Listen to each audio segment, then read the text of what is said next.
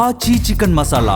ఏపీలో సంచలనం సృష్టించిన వ్యవసాయ అధికారి శ్రీహరి హత్య కేసులో బిగ్ ట్విస్ట్ చోటు చేసుకుంది. శ్రీహరిని కుక్కలను చంపే ఇంజెక్షన్తో దారుణంగా హత్య చేశారు.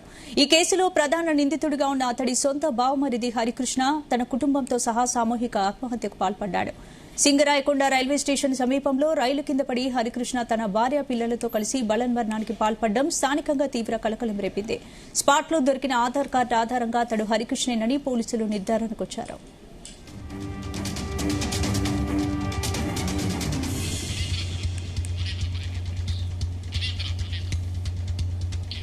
ఈ అంశానికి సంబంధించి పూర్తి అప్డేట్స్ మా ప్రతినిధి మునీంద్ర అందిస్తారు. మునీంద్ర, ఈ నెల 6వ తేదీ బుచ్చిరెడ్డిపాళెం మండల వ్యవసాయాధికారి శ్రీహరి హత్య కేసులో ఒక ట్విస్ట్ చోటు చేసుకునింది. ఎవరైతే ప్రధాన నిందితుడు శ్రీహరి బావమరిది అంటే మృతి చెందినటువంటి వ్యక్తికి బావమరిది ఉన్నాడు, హరికృష్ణ అనే వ్యక్తి A1 గా ఉన్నాడు.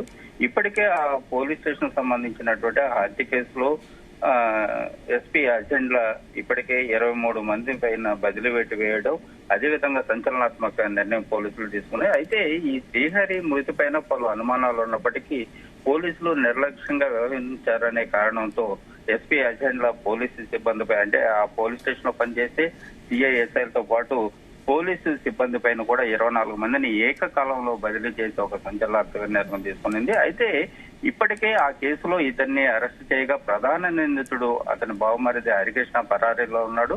అతను ఈ రోజు టీపీ గూడూరు మండలం అదేవిధంగా ఆర్వి కండిగా స్వగ్రామంలో ఉన్నటువంటి తన భార్య 2 చిన్నారులను ఈ రోజు ఉదయం తీసుకెళ్లడం, అదేవిధంగా సింగరాయకొండ ప్రాంతంలో రైలు కింద పడి కుటుంబంతో సహా 4 ఆత్మహత్య చేసుకోవడం అనేది ఈ టీపీ గూడూరు సంబంధించినటువంటి హరికృష్ణ స్వగ్రామంలో విషాద స్థాయిలో అనుకున్నాయి. అయితే ఈ విషయం పైన ఎక్కడైతే హరికృష్ణాన్ని నిందితుడిగా ఉన్నటువంటి A1 నిందితుడిగా ఉన్నటువంటి హరికృష్ణాన్ని పట్టుకునేందుకు ఇప్పటికే పోలీసులు పలు బృందాలుగా ఏర్పడి పట్టుకునేందుకు చర్యలు చేపట్టింది. అయితే హరికృష్ణ భయంతోనే పోలీసులకు దొరికిపోతానన్న భయంతోనే తన భార్య బిడ్డలతో సహా ఈ రోజు రైలు కింద పడి ఆత్మహత్య చేసుకున్నట్లు కూడా మనకి సమాచారం ఉంటుంది. దీనిపైన ఇప్పటికే నెల్లూరుకు సంబంధించినటువంటి పోలీసులు అదేవిధంగా సింగరాయకొండకు సంబంధించినటువంటి రైల్వే పోలీసులు మృతదేహాలన్నింటినీ కూడా స్వాధీనం చేసుకోవడం, అదేవిధంగా పోస్ట్ మార్టం కూడా పంపారు. అయితే మొత్తం మీద అంటే శ్రీహరి మండల వ్యవసాయాధికారి శ్రీహరిని అతని బావమరిదే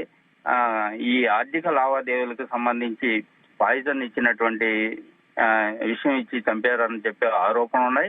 అదేవిధంగా దాన్ని ఆ కోణంలోనే కూడా పోలీసులు దర్యాప్తు చేయడం, అదేవిధంగా దీనికి సంబంధించి ఇప్పటికే హరికృష్ణతో పాటు మరో 2 సహాయ సహకారాలు అందించారని చెప్పి నిర్ధారణ కావడంతో వారిద్దరిని కూడా అరెస్ట్ చేసి రిమాండ్ కు పంపారు.